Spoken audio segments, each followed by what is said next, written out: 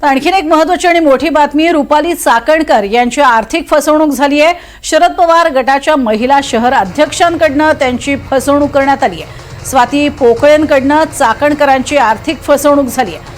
आज रुपाली चाकणकर ह्या पत्रकार परिषद घेणार आहेत आणि या संदर्भातली माहिती देखील देणार आहेत। तर ही आर्थिक फसवणूक कशा पद्धतीने करण्यात आलेली आहे याबद्दलची त्या स्वतः माहिती देतीलच आणि अर्थातच या संदर्भात त्या सविस्तर माहिती देणार आहेत। पत्रकार परिषदेच्या माध्यमातून रुपाली चाकणकरांचीच आर्थिक फसवणूक झाली आहे।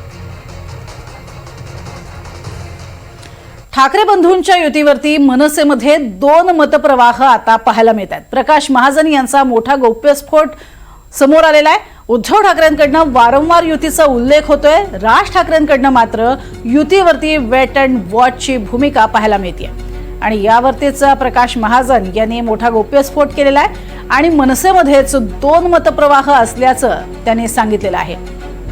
तर या संदर्भात आपण बघतो आहोतच उद्धव ठाकरे यांचा नुकताच जो मुलाखतीचा एक प्रोमो समोर आलेला आहे आणि त्यातून सुद्धा आता माझ्यासोबत राजही आलेला आहे असा उल्लेख त्यांनी केलाय।